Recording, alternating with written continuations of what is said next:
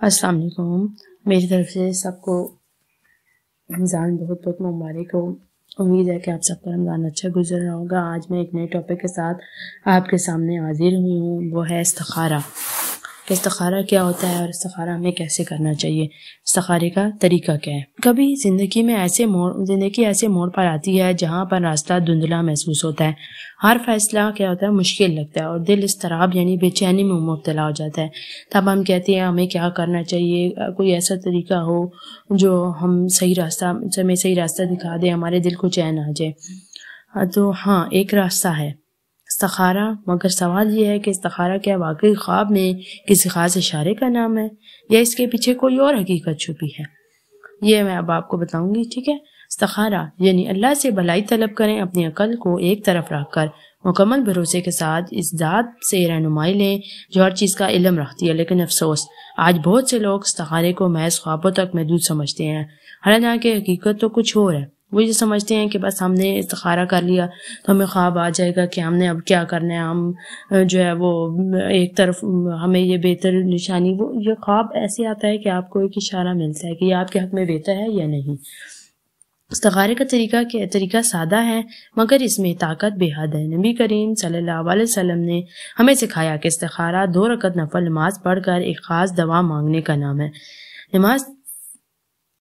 اکثر لوگ سوچتے ہیں کہ استخارے کے بعد کوئی خواب آئے گا، کوئی رنگ نظر آئے گا یا کوئی واضح اشارہ ملے گا، مگر یہ ضروری نہیں ہے۔ استخارے کا اصل نتیجہ آپ کے دل کی کیفیت اور حالات میں ظاہر ہوتا ہے۔ اکثر وہ فیصلہ جو آپ کے حق میں بہتر ہو تو اللہ آسانی پیدا کر دیتا ہے، اور اگر وہ نقصان دہ ہو تو اللہ خود اسے آپ سے دور کر دیتا ہے۔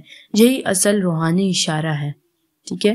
مطلب آپ جب استخارہ کرتے ہیں تو استخارے کا مطلب یہ ہوتا ہے آپ نے استخارہ کر لیا، اگر وہ چیز آپ کے حق میں بہتر ہے، ضروری نہیں ہے کہ آپ کو خواب آئے گا، اگر آپ کو خواب نہیں بھی آتا تو وہ چیز اگر آپ کے حق میں بہتر ہوگی تو آپ کو مل جائے گی، اگر آپ کے حق میں بہتر نہیں ہوگی تو وہ اللہ تعالیٰ آپ سے دور کر دے گا اور آپ کے دل کو چین دے دے گا، جو آپ بے سکونی ہوگی وہ دور ہو جائے گی۔ کیا استخارہ کسی اور سے کروانا صحیح ہے؟ کیا استخارے کے بغیر کوئی فیصلہ غلط ہو سکتا ہے؟ کیا استخارہ ہر بات کے لیے کرنا ضروری ہے؟ یہ وہ سوالات ہیں جو اکثر لوگ پوچھتے ہیں۔ افسوس، کئی لوگ استخارے کو جادو تعویذ سمجھ کر دوسروں سے کرواتے ہیں، حالانکہ استخارہ ہر شخص خود کر سکتا ہے۔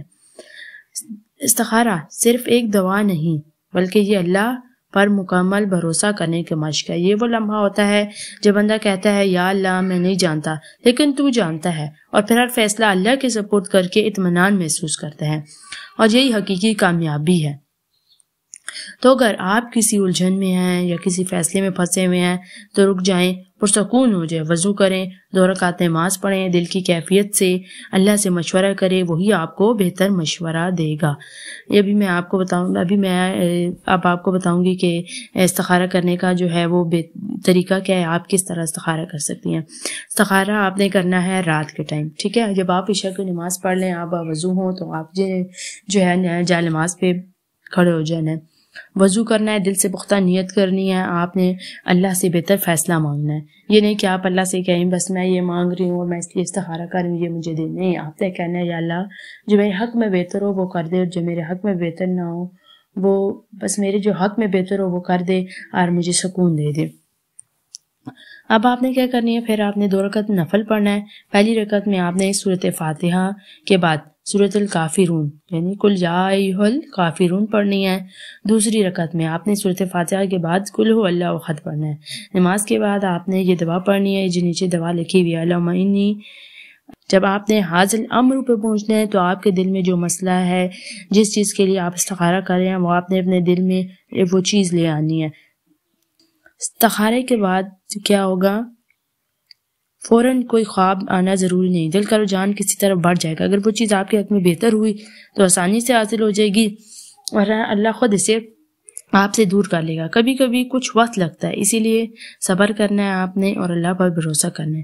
اگر آپ کو ابھی بھی بے چینی ہے، مطلب آپ نے ایک دن کیا پھر بھی آپ کو بے چینی ہے، تو آپ نے مسلسل 2-3 دن استخارہ کرنا ہے، اللہ آپ کے دل کو سکون دے گا اور وہی بہتر کرے گا انشاءاللہ۔